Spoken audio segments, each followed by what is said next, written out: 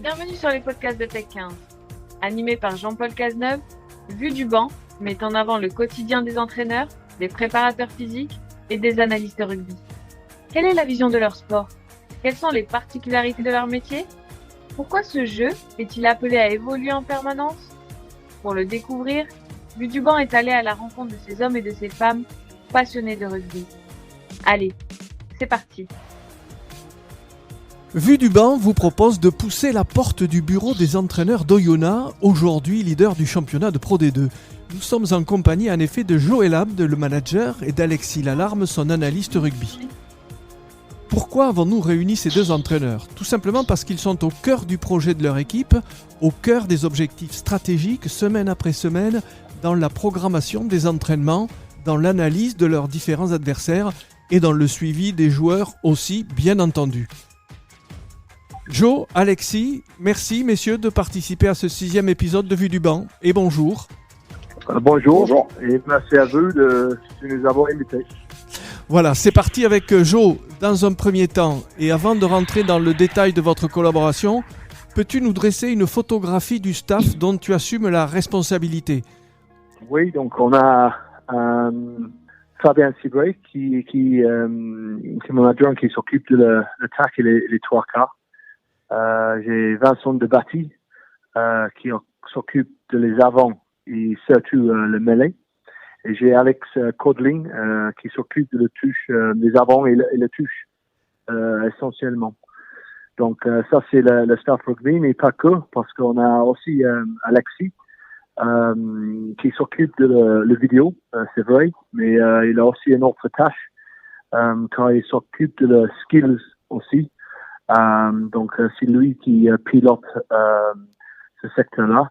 Donc ça veut dire qu'on travaille à 5 avec moi sur le terrain pour faire des séances collectives et évidemment individuelles. Voilà. Puis après, il y a les prépas physiques, les analystes oui, rugby. Oui, exactement.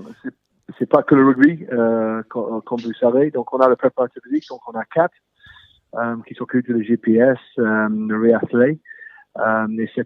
On a 2 kinés plein temps. On a un data scientist, si tu veux, Nathan Fabier, qui travaille avec Alexis dans le vidéo. Donc, en total, on est un staff à 12 et avec des intervenants, des médecins, des ostéos qui viennent pendant la semaine aussi. Oui, difficile de se passer d'un secteur médical fort, hein, c'est sûr.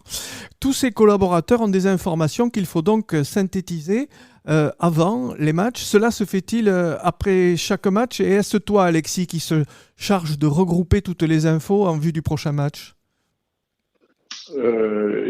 En fait, surtout toutes les informations, c'est surtout Nathan, comme on a parlé, Joe, que c'est Nathan qui va les collecter et qui va les regrouper, que ce soit les informations du médical, les informations aussi physiques et évidemment rugby. Pour ce qui est de ma part, c'est plus la partie rugby que sur laquelle je vais me concentrer.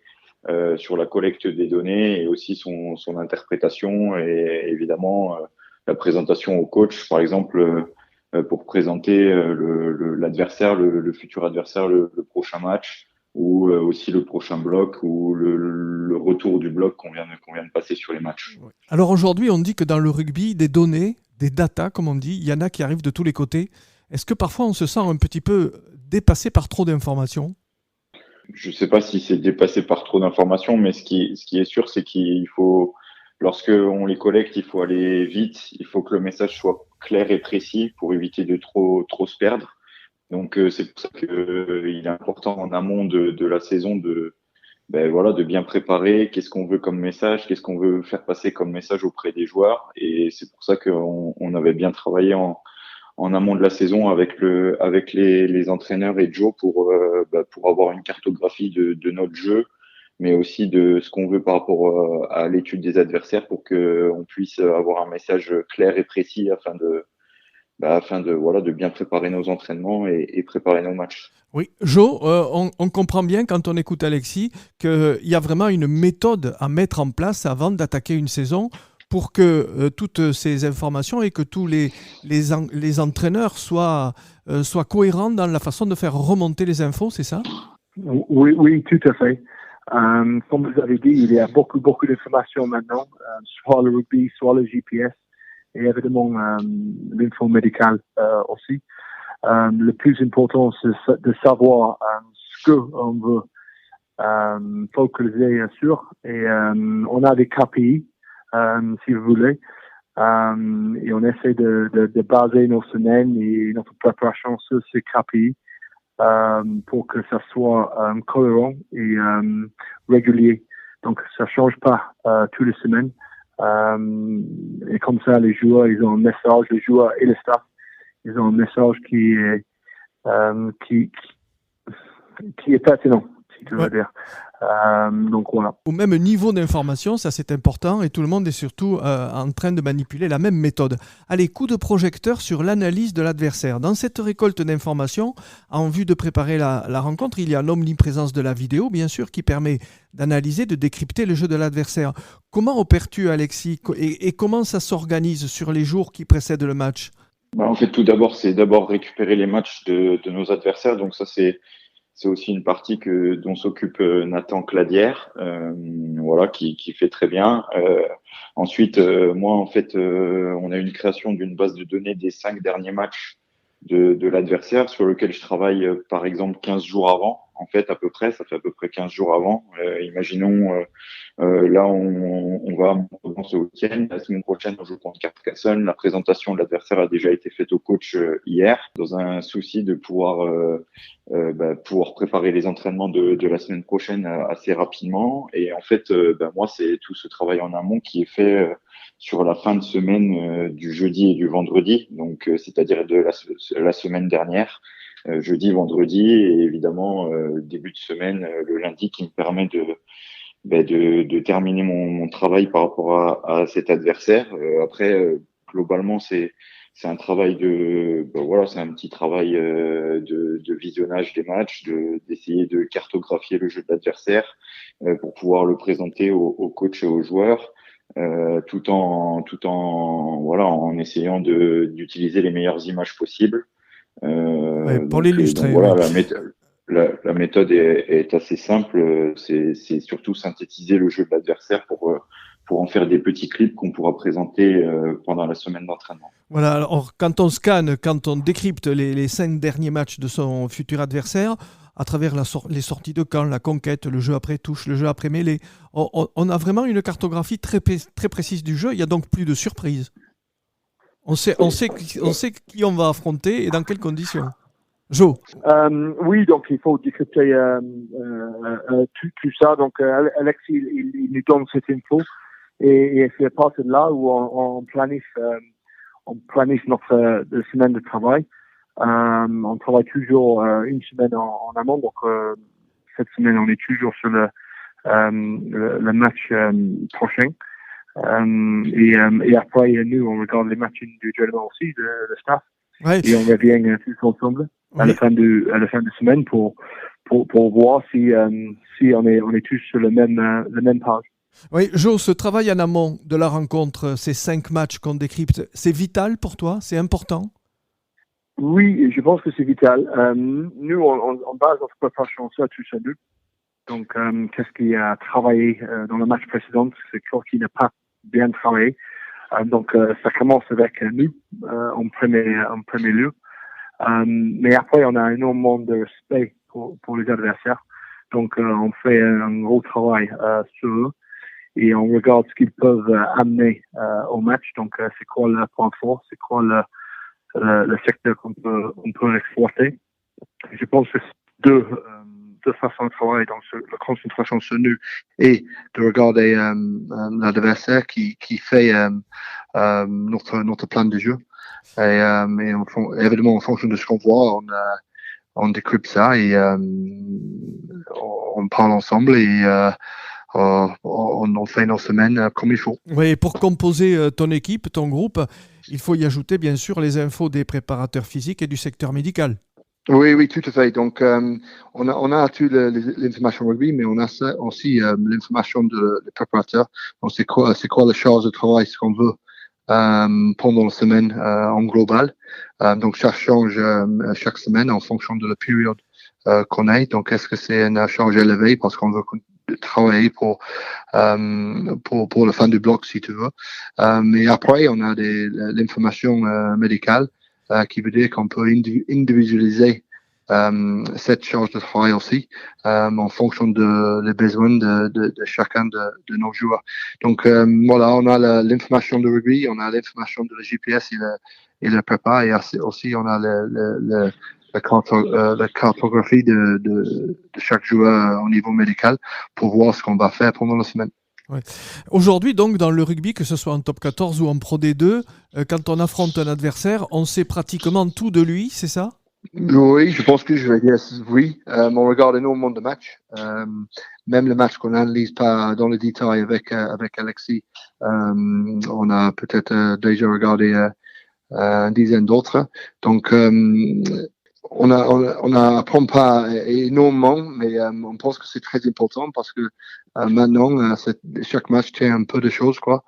Et on a besoin d'être très, très précis dans le détail pour être efficace dans les matchs. Donc, moi, c'est très important. Ouais, Alexis, quand on décrypte ces 5 derniers matchs de son futur adversaire, il vous est arrivé avec Joe et avec les autres entraîneurs de voir des faiblesses évidentes et de décider d'en profiter, bien évidemment.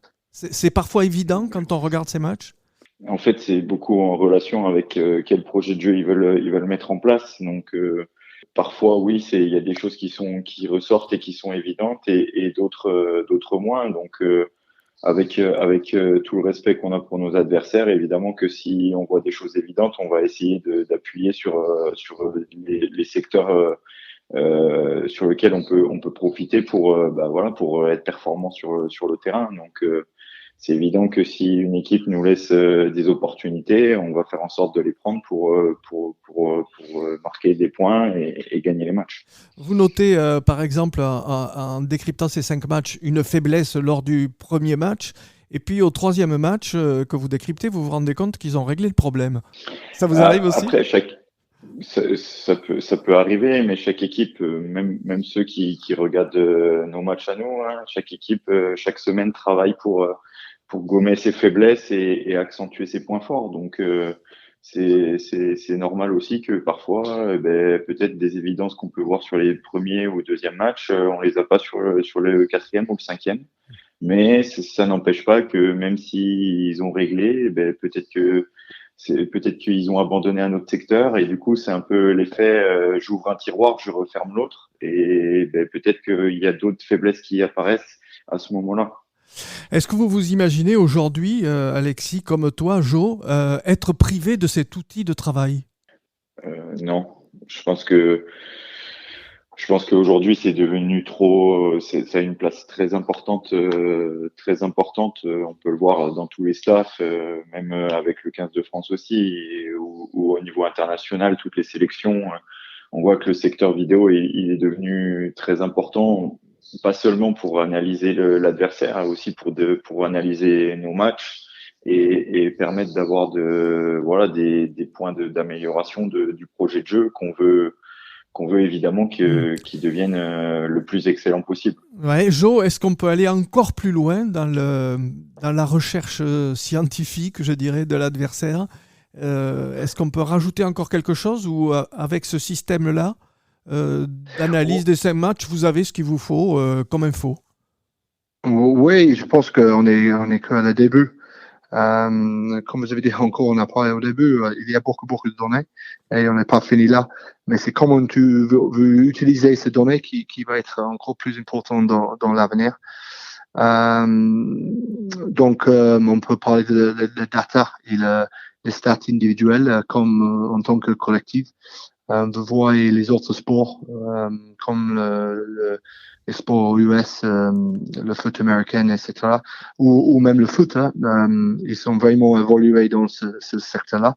Et je vois que le rugby va aller dans ce sens-là. Il y a encore Et des progrès à faire, donc oui. ouais, il y a encore des progrès à faire. Et je pense que ça va continuer à grandir ce secteur-là. Et je pense que avec ça va aider à construire les projets de jeu qui sont encore plus excitants. Et je pense que c'est une bonne nouvelle pour le rugby. Voilà, on va se focaliser maintenant, si tu le veux bien, Jo, sur le match en lui-même. Alors toi, tu es sur le bord de la touche, hein. Tu me confirmes, hein, c'est ça? Oui, c'est ça. Voilà. Mais en tribune, il y a ton staff devant ces ordinateurs pour te donner des infos en direct, y compris t'alerter, par exemple, sur un problème ponctuel que tu n'as pas vu. Oui, tout à fait. Donc, Exemple. je suis en collaboration avec les coachs qui sont en tribune et aussi Alexis. Et eux, devant eux, ils ont les vidéos qui a un retard, je pense, de 10 secondes, si je me suis trompé pas, Alexis. Donc, il peut regarder toutes les actions en replay, si vous voulez. Et s'il y a des problèmes qui produisent ou des faiblesses que nous on montre, on peut passer le message aux joueurs pour qu'on puisse régler le problème tout de suite. Donc, un exemple qu'on a trop circulé, ils pouvaient jouer le petit côté. Si on a fait ça trop au début du match, très vite, je peux passer le message aux joueurs de faire attention à ça. Donc, c'est vraiment c'est quelque chose qui peut nous aider avant le match, évidemment en préparation, mais aussi pendant. Ouais. Et on pense que ça, c'est très important. La communication est importante donc pendant toute la rencontre et parfois, pour avoir eu des témoignages, le téléspectateur devant son poste ou même dans la tribune au stade se demande ce que les entraîneurs peuvent bien se dire pendant le match. C'est normal, c'est naturel. Vous écoutez Vue du banc avec aujourd'hui les entraîneurs d'Oyonnax, Joël Abd et Alexis Lalarme. Un autre exemple peut-être un joueur qui vient de faire une commotion cérébrale et personne ne l'a vu et c'est ton staff qui t'avertit? Oui, tout à fait, ça existe. On a quelqu'un qui s'occupe que de ça, en fait, pendant chaque match. D'accord. Donc, il regarde l'action après le rack ou le plaquage et s'il voit qu'il y a un problème, on est alerté. Parce que maintenant, c'est tellement important le santé du joueur et surtout pour les commotions. Donc, oui, ça c'est utilisé. C'est utilisé. Comme ça, ouais. À la mi-temps, on peut rectifier le tir ou au contraire insister sur le schéma de la première période. Alexis, quand tu descends dans les vestiaires à la mi-temps, tu descends avec des infos que tu vas donner à Jo tout de suite?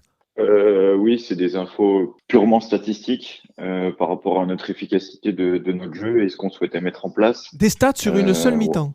Oui, voilà. Ouais. Des statistiques sur la première mi-temps, sur l'efficacité de notre jeu, clairement, par rapport à ce qu'on avait mis en place comme KPI en début de saison, donc et qu'on quantifie, enfin qu'on évalue chaque match. Donc ça nous permet d'avoir une bonne image de notre première mi-temps, même si parfois ça suffit pas. Hein, évidemment, les statistiques. Je pense par exemple aussi à notre entraîneur de la touche qui parfois descend les images pour remontrer comment défend l'adversaire, peut-être qui s'était adapté et comment on peut rectifier sur la deuxième mi-temps. Il y a des retours GPS qui sont possibles aussi à la mi-temps? Oui, c'est possible. Nous, on n'utilise pas le jour de match pour effectuer des changements ou quoi que ce soit. Je sais que c'est possible. Je sais qu'il y a d'autres clubs qui utilisent. Mais nous, on n'utilise pas le GPS comme ça. Pas pour le moment, en tout cas. Donc on voit qu'il y a beaucoup de communication. Alors, je vais extrapoler, vous allez trouver que je vais un petit peu loin, mais tant pis. Mais est-ce qu'un jour, comme dans le cyclisme et le Tour de France, est-ce qu'un jour l'entraîneur sur le bord de la touche ou dans la tribune pourra d'une certaine manière s'adresser à son joueur? Ouais, ça se fait dans d'autres sports, comme tu dis. De façon à éviter de manger un 3 contre 1, par exemple. Oui, mais encore, ça serait bien. Mais nous, on ne peut pas être à la place du joueur. Notre job, surtout, se fait dans la semaine. Pour le rugby, surtout, c'est un jeu de décision. Et l'équipe qui gagne, souvent, il prend des meilleures décisions. Donc notre job, c'est d'améliorer nos joueurs pour qu'ils prennent les meilleures décisions ensemble. C'est très difficile de faire ça instantané. C'est surtout ce qu'on fait dans la semaine et comment on travaille qui va les aider dans ce secteur-là. Donc, est-ce que c'est possible? Oui. Est-ce que ça va améliorer le jeu? Je ne sais pas. Comment se partage, Alexis, le travail en tribune pendant le match entre les 3 analystes rugby que vous êtes?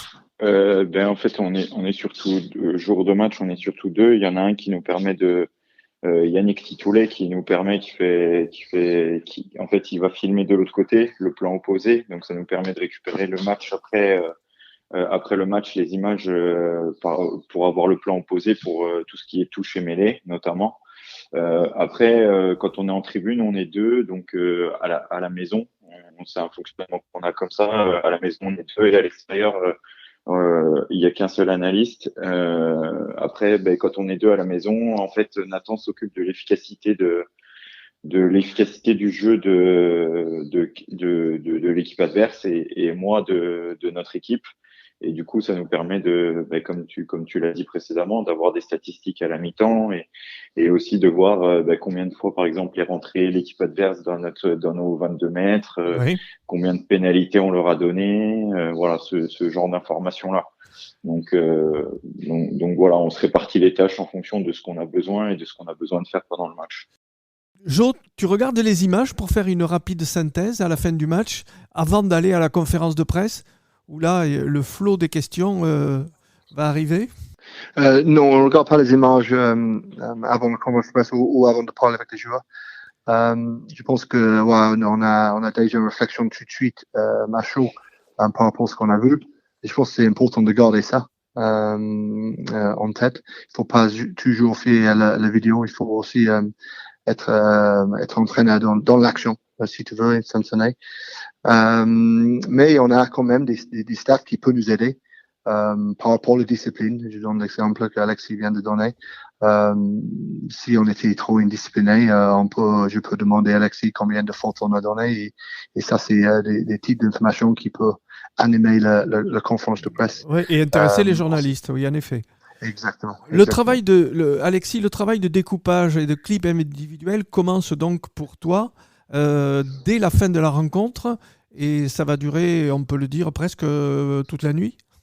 C'est surtout un travail même si le match a été découpé pendant le direct, c'est surtout un travail sur relabelliser voilà les séquences pour pouvoir nous sortir des statistiques, que ce soit collectif mais aussi individuel. Après sur l'individuel, nous par exemple Joe fait aussi un travail par rapport à la défense sur des statistiques individuelles, donc c'est pas forcément moi qui les fais forcément. Mais on a aussi un prestataire externe qui nous permet de récupérer des clips individuels. Mais évidemment que c'est important d'avoir ces clips individuels pour pouvoir travailler ensuite la technique de nos joueurs, la technique individuelle et du coup qui se met en corrélation avec ma deuxième casquette qui est entraîneur des skills. Voilà, ça te donne des informations que tu vas pouvoir mettre en pratique sur le terrain en tant que responsable des skills. Des créations de statistiques et un nouveau bilan après un match qui va être aussi, Joe, proposé au groupe, je suppose. Oui, tout à fait. Je suis toujours impressionné avec Alexis et Nathan et la vitesse qu'ils nous donnent toute l'information après un match. En fait, le travail continue après le match voire des heures après le match et souvent on reçoit toute l'information au milieu de la nuit qui nous aide à faire une synthèse et évidemment ressortir les points clés qu'on veut présenter aux joueurs. Encore une fois, il y a beaucoup de données, beaucoup d'informations, mais c'est quoi qui est le plus important parce que le joueur il ne peut pas retenir 10 changements ou 10 secteurs qu'on a besoin d'améliorer. Donc c'est quoi le 3 secteurs, si tu veux, qui est le plus important pour cette semaine qu'on a besoin d'améliorer, on a besoin de changer pour le match, le prochain match. Donc il faut cibler un peu le bilan, très important. Il faut cibler les priorités un peu, c'est ça? Mais exactement. Et c'est quoi le plus important? Je pense que j'ai eu un coach qui dit c'est quoi le plus important dans un secteur qu'on a besoin de travail, pas même 2, pas même 3, parce que vous n'avez pas beaucoup de temps dans la semaine pour travailler. Mais si tu te concentres trop de choses, tu vas rien travailler. Donc nous, on vraiment, on va à l'essentiel. Et chaque semaine, on essaie d'améliorer un petit truc et on espère qu'en faisant ça, à la fin, on va être encore plus fort. Le rôle de l'analyste rugby a beaucoup évolué, Jo, au cours de ces 10 dernières années. Il y a 10-15 ans, il se contentait de faire des découpages et aujourd'hui, c'est une vraie source d'information. Oui, et ça va continuer à évoluer, je pense. Oui, il y a la préparation de match, il y a le bilan de match, il y a le recrutement. Maintenant, il y a les GPS, il est médical. Ça ne cesse pas à grandir. Et c'est un boulot qui est souvent dans l'ombre, mais qui est essentiel à la travail qu'on fait. Je fais une parenthèse, Alexis. Votre statut a évolué aussi en fonction des responsabilités que vous avez de plus en plus au sein d'un staff? Le statut d'analyste, oui, il a évolué, comme tu l'as dit, sur les 10 dernières années. Avant, c'était plus des personnes qui découpaient et qui donnaient les images aux coachs et les coachs traitaient les informations. Maintenant, aujourd'hui, il y a un réel partage, j'ai envie de dire. C'est surtout ça qui est important. C'est que aujourd'hui, l'analyse rugby, il va permettre aux coachs, même si les coachs regardent les matchs, évidemment, et que c'est eux qui entraînent, l'analyse va pouvoir peut-être apporter quelques tendances par rapport au projet de jeu qui est mis en place. Mais le statut de l'analyste a bien évolué depuis 10 ans, puisque il vient de rentrer dans la convention collective du rugby professionnel via la Ligue nationale de rugby. Donc, ça veut dire vraiment que c'est un membre à part entière des staffs de rugby. En fait, chaque membre de staff, ils ont but d'améliorer les joueurs. Améliorer le collectif, mais améliorer les joueurs. Donc, le staff rugby sur le terrain, le job, c'est d'améliorer les joueurs sur le terrain, à l'entraînement.